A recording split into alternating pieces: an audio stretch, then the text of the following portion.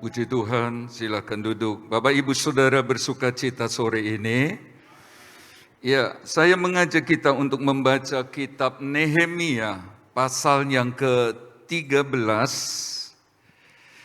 ayat yang ke-24. Nehemia pasal 13, ayat yang ke-24. Kalau Bapak Ibu Saudara sudah mendapatkannya, saya membacanya demikian. Nehemia 13 ayat 24, sebahagian dari anak-anak mereka berbicara bahasa Asdod atau bahasa bangsa lain itu dan tidak tahu berbicara bahasa Yahudi.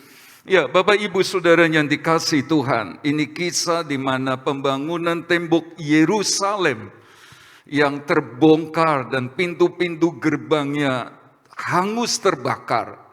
Dan kita tahu bersama dari 12 pintu gerbang yang ada hanya satu saja yang tidak terbakar, itulah pintu gerbang air. Dan kita tahu pintu gerbang bicara tentang pengalaman orang Kristen dengan Tuhan. Nah, pintu gerbang air tidak terbakar, bayangan firman Allah kekal selama-lamanya. Amin. Tidak ada kesalahan dan lain sebagainya. Tapi kita membaca di akhir kitab Nehemia, terjadi sesuatu yang membuat Nehemia sebagai hamba Tuhan susah. Mengapa Bapak Ibu Saudara? Kalau kita membaca ayat 23, pada masa itu juga kulihat bahwa beberapa orang Yahudi memperistri perempuan-perempuan Asdod, perempuan-perempuan Amon, atau perempuan-perempuan Moab. Sebagian dari anak-anak mereka berbicara bahasa Asdod atau bahasa bangsa lain itu, dan tidak tahu berbicara bahasa Yahudi. Saudara-saudara, dari perkawinan campuran ini antara orang-orang Yahudi, anak-anak Allah, dengan orang-orang perempuan-perempuan Asdod, Amon, dan Moab, maka menghasilkan anak-anak, memang tidak secara keseluruhan, tetapi ayat itu berkata sebagian, setengah dari anak-anak yang dilahirkan dari perkawinan campur itu bukanlah keturunan ilahi. Bukanlah anak-anak yang takut sama Tuhan. Bukanlah anak-anak yang hormat sama Allah. Bukanlah anak-anak yang cinta Tuhan. Bukanlah anak-anak yang beribadah kepada Tuhan. Saudara-saudara, lebih mengenaskan lagi, ayat itu berkata, dan tidak tahu berbicara bahasa Yahudi. Kembali tentang keturunan ilahi. Senang dan bersyukur Bapak Ibu Saudara sore ini ada di rumah Tuhan. Sebagai suami atau istri, ayah dan ibu, saya senang ada di rumah Tuhan. Saya yakin keturunan dari Bapak Ibu Saudara adalah keturunan ilahi. Amin. Keturunan anak-anak yang hormat, takut, cinta Tuhan. Beda sama yang tertulis dalam ayat ini. Saudara-saudara, sebagian dari mereka tidak tahu berbicara bahasa Yahudi. Apakah arti tidak tahu, tidak mengerti berbicara bahasa Yahudi?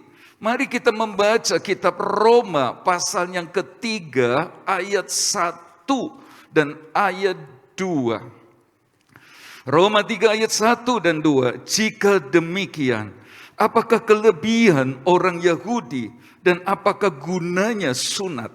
Banyak sekali. Dan di dalam segala hal, pertama-tama, sebab kepada mereka lah dipercayakan firman Allah.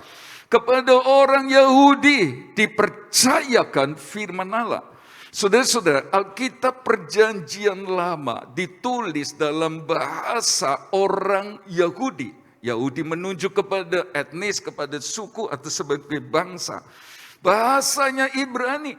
Dan Alkitab kita perjanjian lama, saudara-saudara, ditulis bahasa Ibrani, bahasanya orang Yahudi. Demikian juga kalau kita merambat, saudara-saudara, sekalipun kitab Nehemia jauh sebelum kita perjanjian baru, ditulis dalam bahasa Yunani dan lain sebagainya. Saudara-saudara, dan orang Yahudi karena ada dalam imperium orang-orang Yunani. Tapi yang saya mau katakan adalah akibat dari perkawinan campur itu, maka hasilnya keturunan yang tidak tahu firman Allah. Menghasilkan anak-anak yang tidak ngerti Alkitab. Menghasilkan generasi yang tidak tahu firman Allah. Bapak Ibu Saudara yang Tuhan kasih, sore ini kita mau belajar banyak bahwa sebagai anak-anak Tuhan, kita harus ngerti firman Tuhan. Saya tidak sedang bicara perkawinan campurannya, tapi kita sedang bicara tentang ada generasi, ada anak-anak Tuhan katanya, tetapi mereka tidak tahu. Mereka tidak ngerti bahasa Yahudi. Artinya bukan berarti harus belajar bahasanya orang Yahudi. Artinya mereka nggak ngerti firman Allah. Dan sudah bahaya ini. Kenapa? Mari kita lari ke Hosea 4 ayat 6. Hosea 4 ayat 6 berkata begini, umatku binasa. Terjemahan lain berkata, umatku dibinasakan, umatku dilenyapkan, umatku dipotong seperti pohon yang tidak berbuah. Karena apa? Karena tidak mengenal, karena tidak punya pengetahuan tentang Allah. Karena engkaulah yang menolak pengenalan itu, maka aku menolak engkau menjadi imamku. Dan karena engkau melupakan pengajaran, kata pengajaran ditulis hukum, Torah, Allahmu, maka aku juga akan melupakan anak-anakmu. Dari ayat ini kita tahu betapa pentingnya setiap kita yang ada malam ini, sore ini, mengerti firman Allah dengan benar. Tahu firman Allah, tahu pengajaran firman Allah. Sebab kalau tidak, kita dilenyapkan, kita dibinasakan, kita dipotong. Saudara-saudara, bukan hanya itu. Kalau kita melupakan pengajaran, hukum Allah, maka dia akan melupakan anak-anak kita. Saya berdoa supaya anak-anak Bapak Ibu Saudara dan saya, anak-anak yang selalu diingat oleh Tuhan. Amin. Karena itu jangan lupakan pengajaran hukum Allah. Saudara-saudara, banyak orang senang dengan khotbah kesaksian. Apalagi kalau lucu. Tapi saya mau berkata, oke. Tapi firman pengajaran yang mendewasakan Bapak Ibu Saudara dan saya, apalagi jelang Tuhan makin mendekat. Saudara-saudara yang Tuhan kasih, jangan remehkan pengajaran firman Allah. Sebab kita bisa dipotong loh. Kita bisa dilenyapkan loh. Kita bisa binasa kalau kita tidak pegang hukum Tuhan. Nah, Bapak Ibu Saudara, mari kita mau belajar sampai di mana pengetahuan kita tentang firman. Boleh enggak ya orang Kristen makan darah? Boleh enggak? Boleh? Oh, enak Didih. Enak. Enggak usah pakai yang lain, cukup nasi sama Didih apa Dedeh. Ya itu sudah, wis enak. Tapi sudah hasil sidang di Yerusalem menurut Kisah Para Rasul 15 ayat 29 Makanan yang sudah dipersembahkan kepada berhala tidak boleh dimakan. Nah, orang Kristen mesti ngerti ini. Apalagi dari darah. Sebab apa? Sebab firman Tuhan Imamat 17 ayat 11 berkata, di dalam darah ada nyawa. Gak boleh dimakan. Masih enak. Gak boleh dimakan. Itu firman Tuhan. Lalu makan daging yang mati dicekik. Ya gak ngerti loh. Kalau beli di pasar, mati dicekik, mati ketabrak motor, mati disembelih. Tapi Alkitab ngajar kita, kalau pergi ke pasar, ya jangan tanya, Bu, tadi matinya disembelih atau mbok cekik? Jangan, tidak boleh. Makan saja. Demikian juga tentang makanan yang dipersembahkan kepada berhala, enggak boleh dimakan. Tapi juga jangan tanya kalau tetangganya atau saudaranya dari jauh kirim makanan, enggak usah. Ini tadi makanan habis diberikan kepada berhala ya. Enggak usah tanya. Enggak usah. Saudara-saudara, tapi kalau kita ngerti, tidak boleh. Saudara-saudara, jadi anak Tuhan pasti ngerti soal ini. Apakah kita mengerti bahwa nama Yesus itu berkuasa? Menyelamatkan kita dari penghukuman akibat dosa. Kita diselamatkan oleh nama ini dan satu-satunya. Tetapi dalam nama Yesus ada kuasa mengusir setan. Bisa berkata amin? Dalam nama Yesus, setan pergi. Itu yang firman Allah ajarkan. Pernahkah Bapak Ibu Saudara menggunakan otoritas ini? Kuasa dari nama ini. Tidak salah kalau Bapak Ibu Saudara misalnya mau pergi, sudah mau naik pesawat terbang misalnya. Saudara berkata dalam nama Yesus Tuhan. Enggak apa-apa. Sebab Kolose 3 mengajar demikian. Jadi hal-hal yang seperti sepele tapi ini penting saudara-saudara. Apalagi tentang pengampunan. Apakah Bapak Ibu sudah mengerti tentang pengampunan ini? Pengampunan bagi orang percaya harus. Sebab kalau kita tidak ngampuni, Tuhan gak ngampuni. Dan kalau Tuhan gak ngampuni, dosa tetap pada kita. Dan kita gak selamat loh.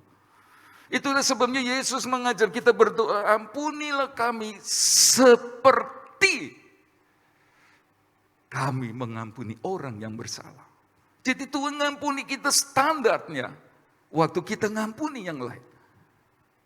Saudara-saudara, pengampunan ini penting dan kita harus tahu. Kalau tidak, kita bisa bunuh diri. Bukan cuma bunuh diri, nyawa hilang. Tetapi masa depan. Ingat Ahitofel. Saudara-saudara, dia orang bijaksana soro. Luar biasa. Dia jadi penasihat Raja Daud. Tapi suatu kali, saudara-saudara, cucunya namanya Batseba, maaf bicara, ditiduri oleh Daud. Sejak itu, saudara-saudara, dia marah. Sejak itu dia dendam, tapi gak bisa ngelawan Daud. Sebab raja. Tapi suatu saat waktu anaknya berontak kepada papahnya, Daud, saudara-saudara, dikejar-kejar anaknya. Nasihat Ahitofel mulai main. Saudara-saudara, dikasih nasihat jitu sebenarnya. Nasihat yang cemerlang. Dan kalau saja Absalom nurut nasihat dari Ahitofel, habis Daud. Tapi Tuhan itu punya kehendak lain. Nasihat Husai, saudara-saudara, yang sebenarnya enggak jitu, yang diturut. Sejak itu dia tambah mangkel, Ahitofel tambah jengkel. Cucunya sudah dikerjain, sekarang usulnya nggak dianggap. Alkitab berkata, dia bunuh diri, mati. Saudara-saudara, masa depannya hilang. Semua karirnya berhenti. Habis. Itulah sebabnya yang seperti ini, kita mesti ngerti bahwa mengampuni adalah hukumnya Tuhan. Seperti Yesus waktu di kayu salib, dia berkata, ampuni mereka sebab mereka tidak tahu apa yang mereka perbuat. Dalam pengampunan ada pemulihan. Dalam pengampunan ada kesembuhan. Dalam pengampunan ada berkat.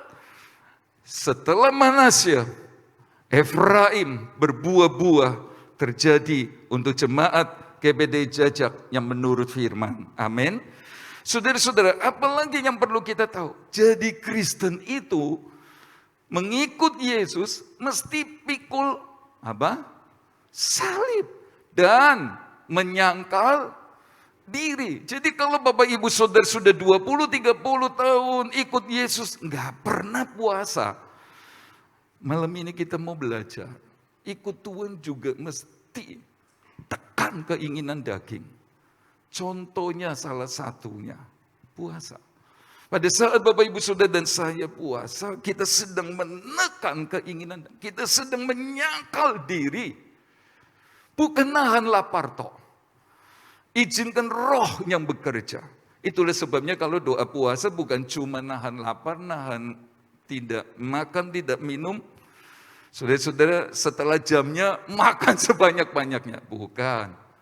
Pakai untuk kita menyembah Tuhan. Untuk belajar firman.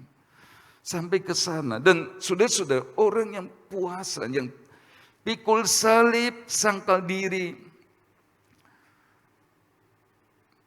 Kita melihat Tuhan bekerja. Ya, jadi mesti pikul salib. Mau diolok karena nama Yesus, maju terus. Mau diejek, saudara-saudara, bahkan dicing di sekolah, apa sih namanya. Saudara-saudara dalam pekerjaan, tetap sahabat Yesus. Namanya apa? Sekali Yesus tetap. Yesus itu namanya memikul salib. Menyangkal diri. Bicara tentang puasa, maka puasa pada bulan ke-7, ke-8, ke-9 kitab Sakaria berkata akan berubah menjadi waktu-waktu kegirangan. Bisa berkata amin? Jadi kalau Bapak Ibu Saudara punya masalah nggak mandek-mandek, coba ambil waktu menyangkal diri, puasa. Nanti kita melihat waktu puasa berubah menjadi waktu kegirangan. Amin.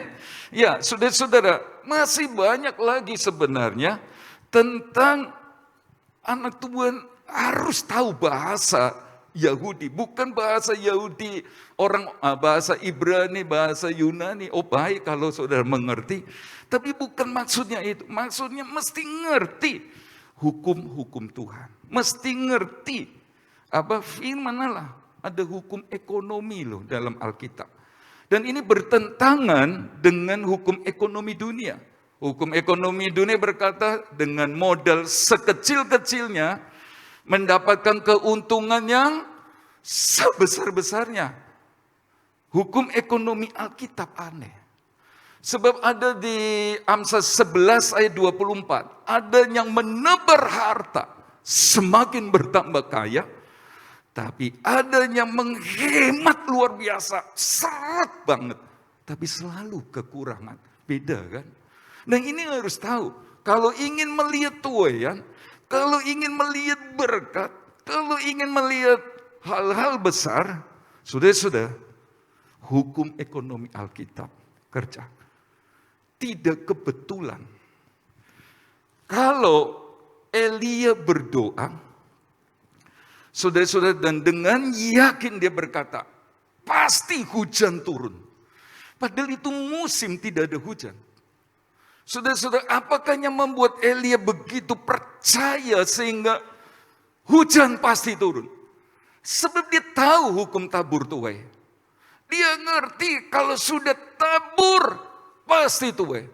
Mereka sudah tabur air, pasti mereka akan tuai air. Kapankah mereka tabur air? Ya waktu mereka sedang berlomba siapakah Allah yang hidup. Elia berkata, robohkan mezbah, bangun kembali, siram semua isi mezbah korban bakar, siram pakai air, buat parit, kasih air. Padahal di musim kering, padahal di musim panas yang panjang. Tapi anak-anak Tuhan waktu itu nurut. Mereka nggak berkata, Elia nggak mikir, nggak ada air, sulit air. Sekarang kenapa kamu minta air? Tapi mereka menurut, sudah siram air. Sudah persediaan air dikeluarin, keluar, siram, tabur. Nggak lama hujan turun. Nah, hukum seperti ini kita mesti tahu. Sehingga membuat iman kita beranjak ke level berikutnya. Tidak hanya biasa saja. Nggak pernah nabur selama jadi Kristen. Oh, salah, sudah. Bagaimana bisa menuai kalau tidak menabur? Nah, hukum ini mesti dikerjakan. Kalau tidak, kita merasa seperti Tuhan melenyapkan kita. Kita merasa seperti Tuhan potong kita. Sebab ada hukum ekonomi yang mesti dikerjakan. Tentang hutang pun sebenarnya Alkitab ngajar loh.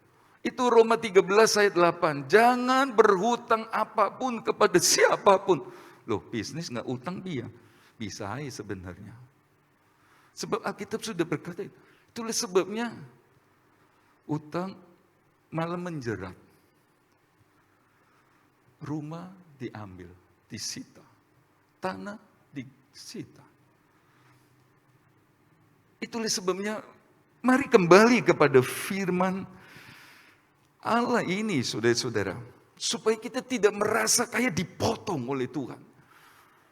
Dibuang, kira-kira begitu. Padahal kita tidak pegang atau tidak tahu firman Allah. Seperti sebagian dari keturunan orang-orang di zaman Nehemia. Nggak tahu bahasa Yahudi. Artinya nggak ngerti firman. Saya lanjut, saudara-saudara. Di firman Tuhan ada buah sulung. Dan itu diajar. Kalau ingin Tuhan mengisi perbendaharaan kita sampai penuh, kata Amsal 3, ayat 9 dan 10. Mesti bawa buah sulung kepada Tuhan. Itu hasil pertama dari kita buka kerja. Pertama itu milik Tuhan. Saya tidak mengajar tiap tahun. Saudara-saudara, seperti beberapa gereja ajarkan harus ini hasil bulan Januari di tahun yang baru. Beri, oh tidak. Sebenarnya bicara tentang pekerjaan baru. Kalau tidak, kita jadi merasa, ya apa Tuhan janji?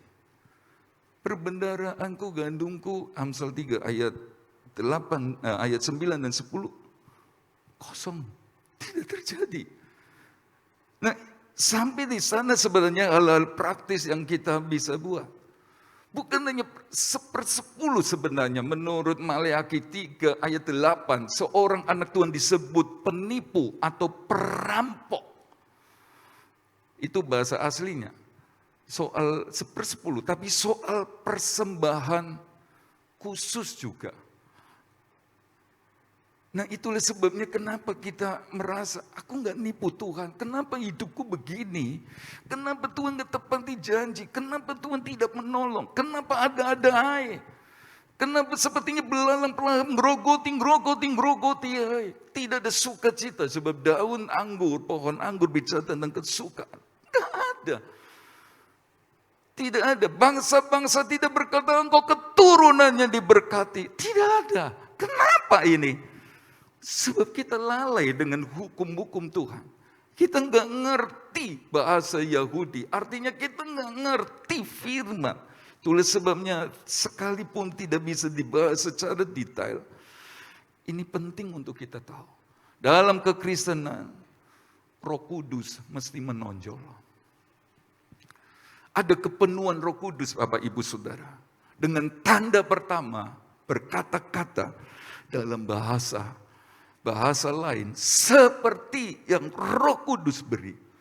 Dan anak Tuhan mestinya mengalami kepenuhan Roh Kudus. Roh Kudus bukan cuma pelengkap kata-kata yang kita ucapkan. Saya berharap kepada Roh Kudus. Tapi kita mesti mengalami sebab dia pribadi. Saudara-saudara, Allah, oknum Allah yang ketiga dan seterusnya. Masih tentang anak Tuhan mesti ngerti hukum Tuhan, ngerti pengajaran, ngerti firman Tuhan. Ada penyingkiran gereja, ada pengangkatan gereja. Nah, saudara-saudara mesti ngerti. Bahkan banyak hamba Tuhan tidak bisa membedakan mana penyingkiran gereja, mana pengangkatan gereja. Kita harus ngerti ada penyingkiran gereja. Penyingkiran gereja terjadi pada saat antikris menyatakan diri. Orang-orang yang sungguh-sungguh di dalam dia penuh Roh Kudus, saya burung nasar, dia akan disingkirkan ke satu tempat, masih di bumi. Jauh dari mata ular, jauh dari mata setan, aman, tidak tahu tempatnya di mana. Ini penyingkiran gereja. Nah, setelah penyingkiran gereja, ada waktu di mana Tuhan datang di awan-awan.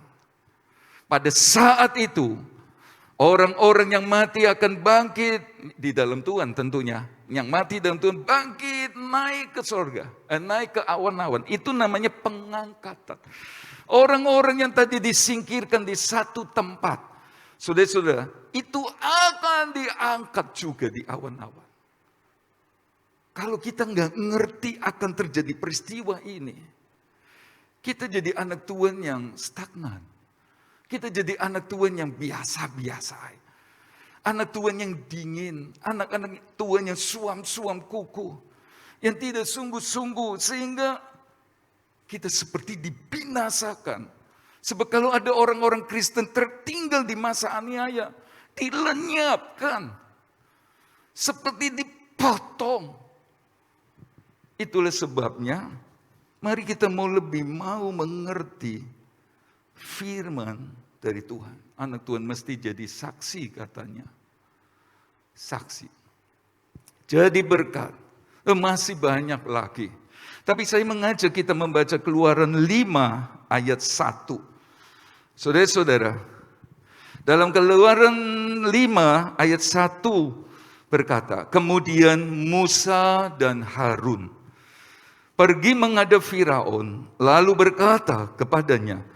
Beginilah firman Tuhan Allah Israel. Biarkanlah umatku pergi untuk mengadakan perayaan bagiku di padang gurun. Tetapi Firaun berkata, siapakah Tuhan itu yang harus kudengarkan firman-Nya untuk membiarkan orang Israel pergi? Tidak kenal aku Tuhan itu, dan tidak juga aku akan membiarkan orang Israel pergi. Saudara-saudara, dari nada pembicaraan atau perkataan, pernyataan Firaun, kita sepakat ini orang kurang ajar, iya kan? Dia berkata, aku nggak kenal Allah itu. Siapa dia yang firman-Nya harus kupatuhi?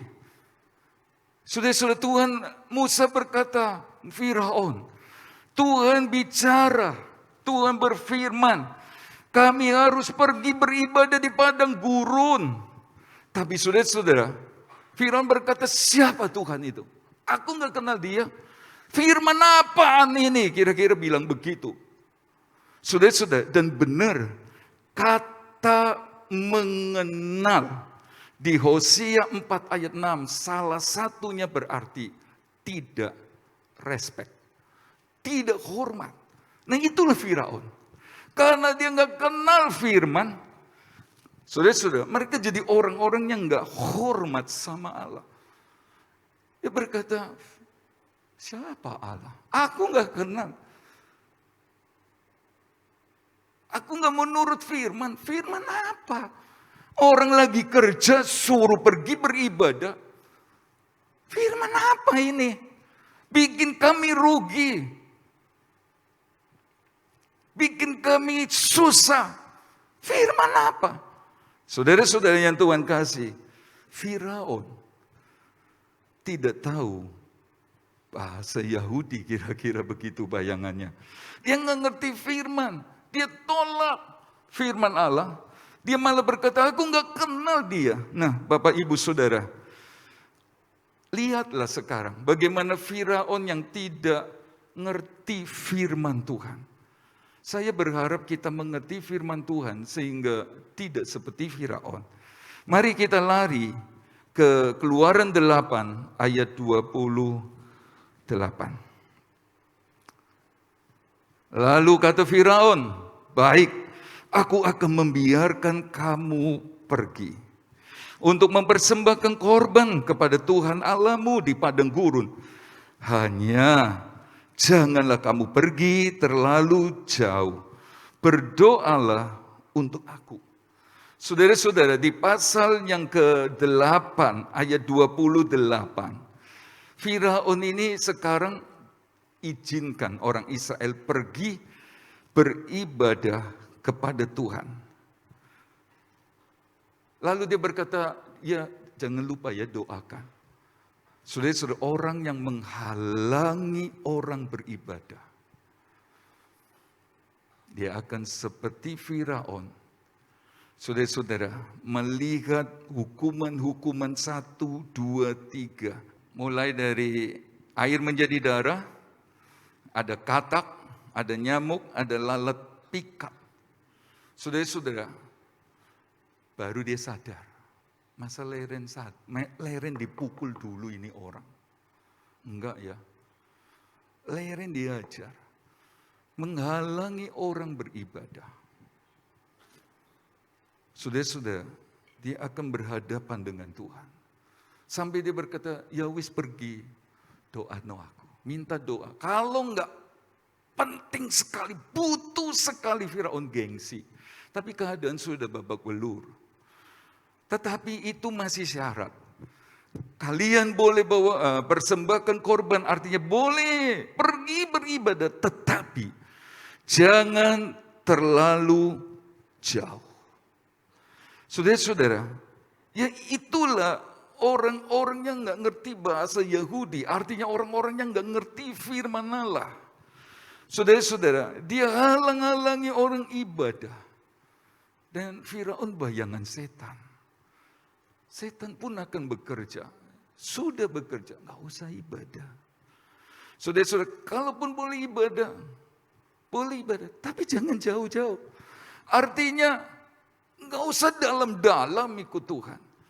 Nggak usah serius sama Tuhan. Nggak usah fanatik, nggak usah dalam-dalam. Setengah-setengah. Dan itu trik iblis Firaun. Itu kerjaannya. Dan orang yang tidak kenal Tuhan secara pribadi. Artinya yang lupa bahwa dia sudah menikmati yang baik dari Tuhan. Tapi enggak sebaliknya. Tuhan seolah-olah mau menikmati ibadah kita. Dia ingin menikmati hidup kita. Kita berkata, ini egois. Ini mau menang dewek. Ini curang. Dia mau menikmati Tuhan, tapi Tuhan mau menikmati dia nggak boleh. Bukankah kata mengenal adalah saling mengenal, ginosko. Seperti suami mengenal istri. Di sana ada keintiman. Maaf bicara, di sana ada saling menikmati. Firaun tidak. Jangan jauh-jauh. Boleh ibadah. Nggak usah fanatik lah. Nggak usah dalam-dalam. Trik iblis. Yang kedua, dalam Keluaran 10 ayat 20, ayat 11. Bukan demikian, kamu boleh pergi. Tetapi hanya laki-laki dan beribadah kepada Tuhan. Sebab itulah yang kamu kehendaki. Lalu mereka diusir dari depan Firaun. Sekarang saudara-saudara, boleh pergi. Tetapi laki-laki saja.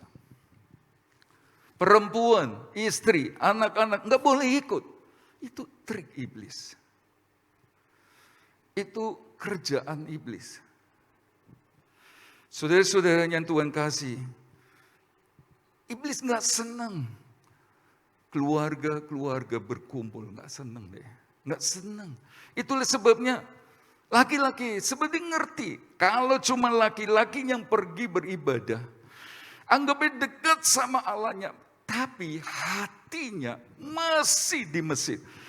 Kesusuai, pikirannya, ayo cepat-cepat ibadah, Kenapa? Ayo cepat balik. Istri kita di rumah, anak-anak kita nunggu. Hose lagi di situ.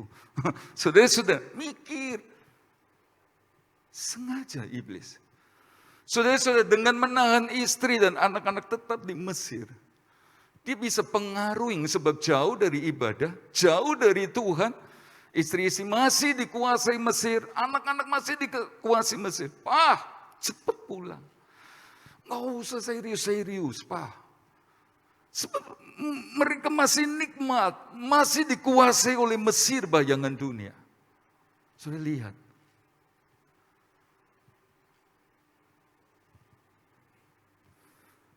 Tetapi saya senang dengan Harun dan Musa.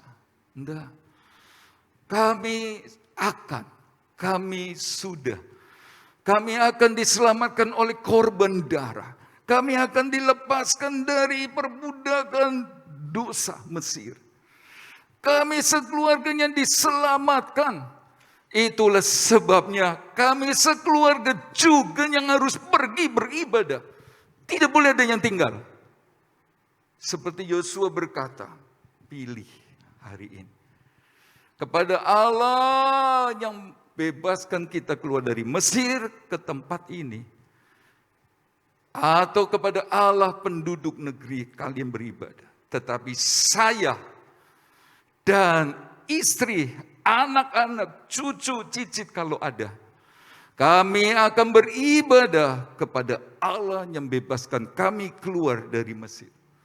Iblis coba pecahkan keluarga. Iblis halang-halangi keluarga beribadah. Tapi sungguh bersyukur jemaat GBDI Jajal. Suami istri bahkan ada anak, ada cucu beribadah bersama. Amin. Amin. Yang enggak amin saya tahu. Tadi pagi wis ibadah dewean anakku. Podohai pokoknya beribadah.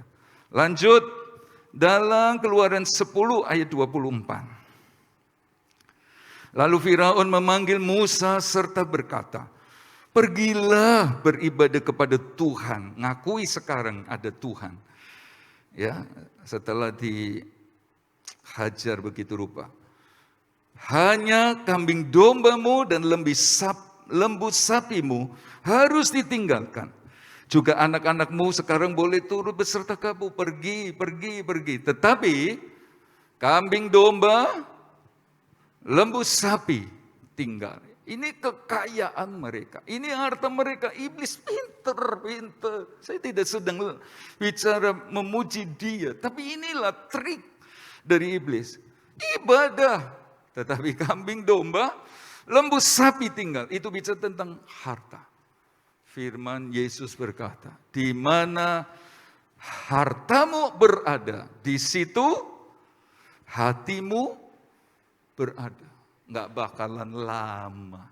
Ibadah nggak bakalan dalam ikut Tuhan. Nggak bakalan serius ikut Tuhan. Pikir Firaun. Bayangan iblis. Kenapa? Harta ditinggal. Pasti balik. Tetapi saudara-saudara, saya senang dengan Musa dan Harun. Mereka berkata tidak bisa. Sebab kami mesti bawa korban persembahan di padang gurun kepada Tuhan. Saudara-saudara, Musa dan Harun mau berkata, apa yang ada pada kami datang dari Tuhan. Jadi kami akan bawa untuk persembahan kepada Tuhan. Bukankah waktu mereka keluar dari Mesir, Tuhan membuat hati orang Mesir bermurah hati. Beri semuanya diminta oleh orang Israel. Dan mereka ngerti, ini untuk ibadah. Ini untuk pekerjaan Tuhan. Membangun kemah sembahyang, tabernakel Musa yang kita kenal di kemudian.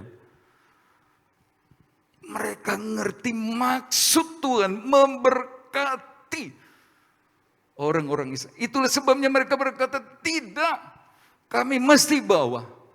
Sebab apa yang ada pada kami datang dari Tuhan. Saudara-saudara, mereka mau punya prinsip ibadah tidak bisa dipisahkan dari persembahan. Ibadah tidak bisa dilepaskan dari korban syukur kepada Allah. Dan orang Kristen masih ngerti. Berterima kasih kepada Tuhan. Sekalipun karena sakit, ada jemaat yang ikut ibadah online. Masih saja ngerti bahwa ibadah nggak bisa dilepaskan dari persembahan. Tetap transfer. Milik Tuhan, persembahan khusus, dan lain sebagainya. Masih ini ngerti. Ini jemaat yang luar biasa. Sudah ngerti. Iblis berkata tidak boleh. Tapi Musa dan nggak bisa. Ibadah yang harus berkorban. Ibadah mesti bawa korban. Itulah yang kita belajar. Tapi saudara-saudara, Firaun ini nggak tahu bahasa Yahudi. Firaun nggak ngerti firman sehingga dia coba obok-obok orang Israel. Dan saya berkata kepada saudara, tadi yang tidak tahu firman seperti dipotong, seperti dibinasakan, sepertinya dilenyapkan. Tahukah Bapak Ibu, saudara? 1 Samuel 6 ayat 6 berkata, Tuhan memusingkan Firaun. Mempermain-mainkan mereka. Sebab mempermainkan tidak hormat firman. Selalu ada akibatnya. Kalau kita nggak ngerti firman sehingga kita tidak mematuhinya. Bukan cuma itu, saudara-saudara. Heran ya. Di tempat yang sama. Amsal 10 ayat 29, bahwa jalan Tuhan bisa jadi jalan keselamatan bagi orang Israel. Itu Laut Teberau. Saudara-saudara, orang Israel berjalan di tanah kering setelah Laut Teberau dibuka, dibelah jadi dua. Tapi di tempat yang sama di tempat yang sama, Firaun dikubur bersama tentaranya. Dilenyapkan, dibinasakan, dipotong. Itulah sebabnya penting Bapak Ibu Saudara dan saya mengerti bahasa Yahudi. Sekali lagi bukan berarti kita mau belajar, terus belajar, sampai jelimet tentang bahasanya orang-orang Yahudi. Bukan. Penting kita ngerti firman. Sehingga kita tidak salahkan Tuhan. Kenapa Tuhan? Kenapa? Tuhan gak pernah salah. Pertanyaannya coba dirubah. Apa yang Tuhan kehendaki? Saya belum tahu. Kasih tahu apa yang tidak kusadari Tuhan. Sehingga bersalah kepada. Itu pertanyaan yang paling benar. Sebetulnya gak pernah salah. Jadi gak perlu bertanya, kenapa Tuhan? Kenapa Tuhan? Gak perlu, Tuhan gak pernah salah. Tanya. Kasih tahu Tuhan, maumu beri saya ngerti apa yang harus saya buat atau belum saya buat. Bapak Ibu Saudara yang Tuhan kasih, kita sudah belajar bahwa Firaun tidak tahu firman Tuhan. Dilenyapkan, anak-anaknya dilupakan Tuhan, dan saya berdoa supaya anak mantu cucu ke depan jangan sampai dilupakan Tuhan. Kita mesti menyelamatkan generasi berikutnya. Lewat apa?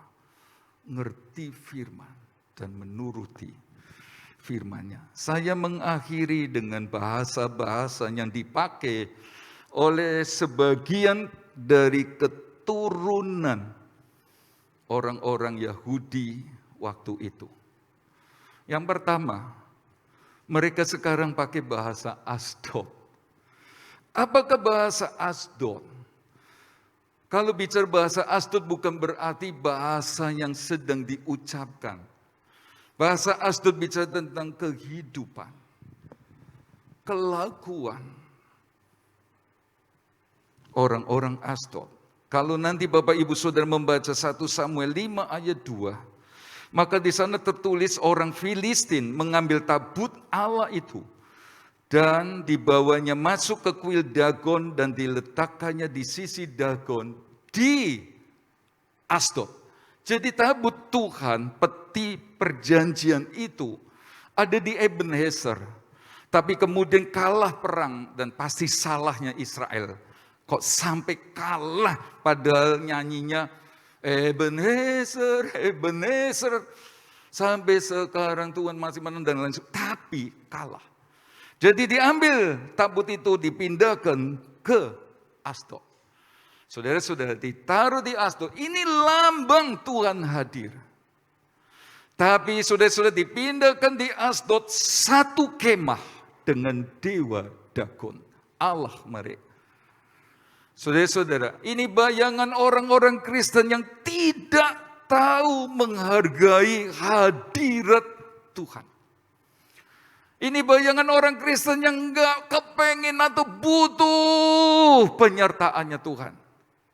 Dia samakan kehadiran Allah dengan dewa Dagon. Padahal ayat 3, Dagon pagi-pagi jatuh sujud menyembah di depan tabut.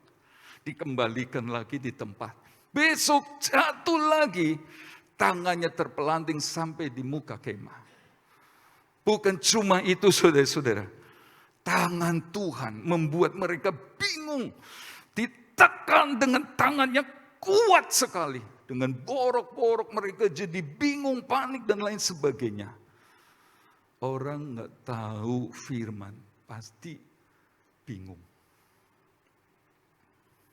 Karena itu saudara-saudara, mari kita mau belajar firman menurut Tuhan. Kita mau benahi apanya, mesti kita benahi. Sekarang ditaruh satu kemah. Kalau sampai dijatuhkan Dagon, Tuhan mau bilang, pilih salah satu. Harap sama Dagon atau harap saya. Tuhan gak mau dimadu. Tuhan gak mau disejajarkan dengan yang lain. Allah pencipta langit dan bumi di dalam nama Yesus Kristus tidak mau disamakan dengan lain. Jangan seperti Saul. Saudara-saudara, dia tidak mengindahkan tabut Tuhan. Kata 1 Tawarik 13 ayat 3. Dia masa bodoh dengan hadirat Tuhan. Aku gak butuh, aku raja. Aku orang hebat, aku biasa perang. Dia mengandalkan aku. Aku penuh hikmat, pengalamanku banyak. Gak perlu tabut Tuhan. Dan itulah yang membuat dia mesti dipotong. Bahkan dilenyapkan. Seperti nggak tahu firman Tuhan. Dan karena nggak tahu firman Tuhan, dia nggak pernah berdoa. Dalam artian butuh Tuhan. Bapak, Ibu, Saudara yang dikasih Tuhan. Bangun pagi.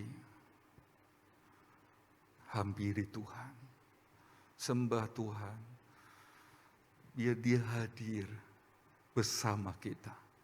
Waktu bekerja, waktu kuliah, waktu belajar, waktu sekolah. Tuhan, Engkau luar biasa. Waktu kita menyembah, waktu kita berdoa, Dia akan turun. Dia akan beserta kita. Dan Dia akan menolong kita. Amin.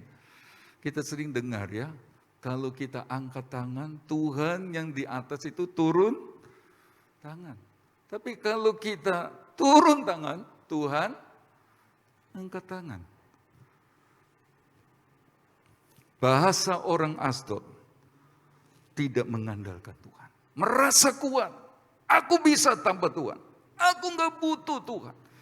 Sementara roh manusia hanya bisa dipuaskan oleh roh Allah. Oleh perkara rohani. Jadi saya bingung kalau ada anak Tuhan lama gak pernah sembahyang lagi. Lama gak ibadah. Bagaimana dengan kebutuhan rohnya? Roh kita punya kebutuhan gak bisa dipuaskan dengan deposito yang besar. Dengan batangan emas.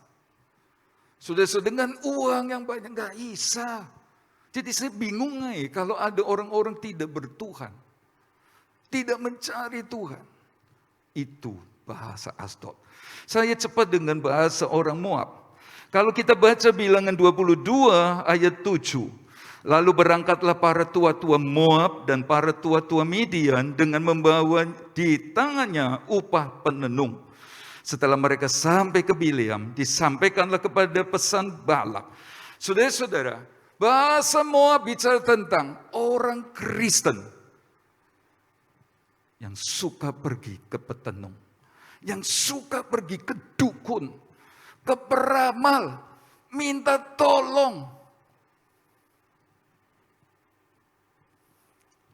Dan saudara-saudara, kalau baca Ulangan 18 ayat 10 sampai 12, orang yang pergi ke orang tenung, pemanggil arwah, tanya masa depan, kekejian bagi Tuhan. Itulah sebabnya mereka yang sudah terikat dengan okultisme, terikat dengan kuasa-kuasa gelap di balik para petenung dan dukun yang dicari ini. Tidak ada damai, tidak ada kesukaan. Saudara-saudara, ketakutan ya. Dan itu kekejian. Tuhan potong dia. Kalau masih hidup sepertinya terlepas dari sumbernya. Nggak enak sekali. Dia menjadi sesuatu yang najis, kata Imamat 19 ayat 31. Tidak tahir, cemar. Mana Isa dihampiri Allah. Isa. Nah, kalau dia nggak bisa hampiri Allah. Yesaya pasal 10. Yesaya 8 ayat 19. Kayak tidak punya Tuhan naik pergi kepada mereka. Bahayanya saudara-saudara. Seperti Saul juga. Orang berpikir Saul kehilangan jabatan karena dosa tidak taat. Benar. Suruh tunggu Samuel. Tapi enggak sabar. Sebenarnya bukan hanya itu. Sebab 1 Tawarik pasal yang ke-10 ayat 13. Saul berzinah dengan dukun di Endor. Dia pergi ke dukun di Endor. Dia datang minta panggil arwah Samuel. Nah, ininya membuat Tuhan potong dia. Potong jabatannya sebagai raja. Potong. Kenapa? Dia nggak ngerti bahasa Yahudi. Dia nggak ngerti firman. Saya mengakhiri dengan bahasa Amon. Saudara-saudara, bahasa Amon itu apa? Kalau kita baca Nehemia 4 ayat 3, lalu berkatalah Tobia orang Amon itu yang ada di dekatnya, sekalipun mereka membangun tembok kembali, kalau seekor anjing hutan meloncat dan menyentuhnya, robohlah tembok batu mereka. Orang Israel ini bangun tembok Yerusalem, itu Tuhan punya mau. Berarti ini programnya Tuhan. Ini proyeknya Tuhan. Bangun tembok. Perbaiki pintu-pintu gerbang terbakar. Mengapa? Supaya ada beda orang Kristen sungguh-sungguh di dalam tembok dan di luar. Orang Kristen yang beribadah di dalam sebab ada bait Allah. Dengan orang yang tidak beribadah. Jadi ini proyeknya Tuhan. Ini programnya Tuhan. Ini maunya Tuhan. Ini pekerjaan Tuhan. Tapi Tobia bersama Sanballat, Tobia ini orang Amon, bilang, bangun tembok. Anjing satu, nyenggol rubuh. Sayang sekali. Ada orang Kristen seperti Tobia. Tahukah Bapak Ibu Saudara arti Tobia? Tobia ini artinya Tuhan baik. Ini bayangan orang Kristen berkata Tuhan itu baik. Nyanyinya Tuhan itu baik, Tuhan baik, Tuhan baik, Tuhan baik. Tapi dia nggak cinta pekerjaan Tuhan. Dia malah menghina orang yang lagi kerjakan untuk Tuhan. Senggol anjing, rubuh, nggak dibantu, nggak didukung, nggak disupport, malah dikata-katain. Tapi nyanyinya Tuhan baik. Aneh ya.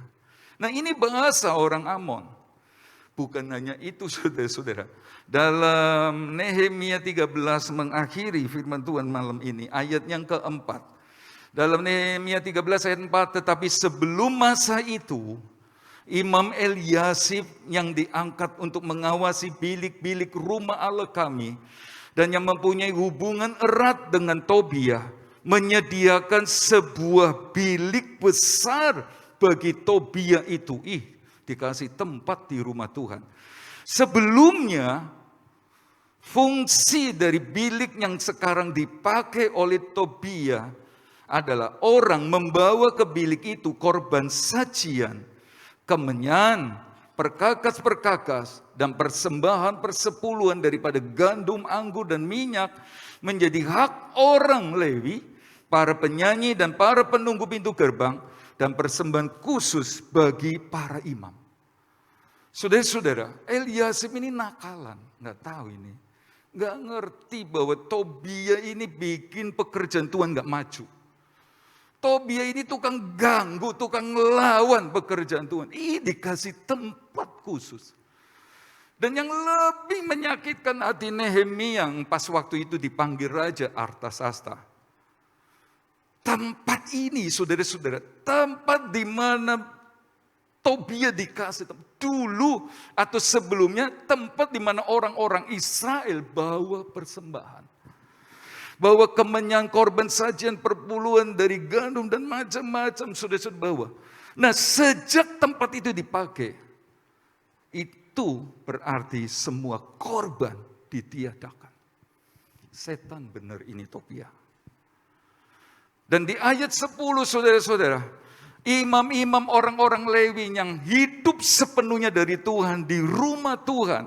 Karena tempat ini sudah dikuasai oleh Tobiah, setan itu saudara-saudara. Dia tidak dapat apa-apa. Haknya hilang. Itulah sebabnya orang-orang Lewi, imam-imam pergi bawa cangkul, pergi ke ladang. Harus kerja sekuler. Harus kerja secara duniawi. Saudara bisa melihat. Orang gak mengerti firman Tuhan. Saudara-saudara dia akan mempengaruhi yang lain ikut sesat. Ia mempengaruhi anak-anak Tuhan untuk tidak taat kepada Tuhan. Dulu mereka bawa ke bilik. Tapi karena bilik dikuasai Tobiah, sudah tidak lagi. Sampai orang Lewi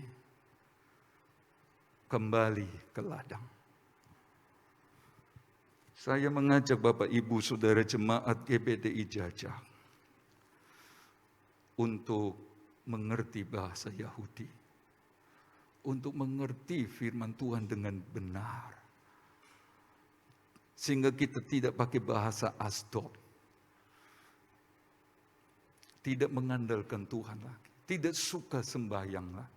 Supaya kita tidak pakai bahasa orang Moab. Pergi ke dukun yang kekejian bagi Tuhan.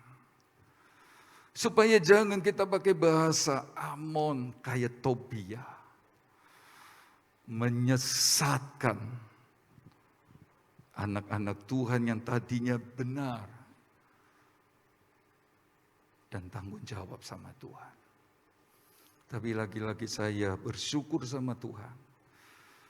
Jemaat GBDI Jajak ngerti bahasa Yahudi. Bisa berkata amin. Ada nyanyian berkata, Yesusku cinta kau. Ayo kita mau belajar firman dengan benar. Mengerti firman Tuhan dengan benar. Supaya jangan serasa dipotong. Terlebih jangan sampai kita dibinasakan.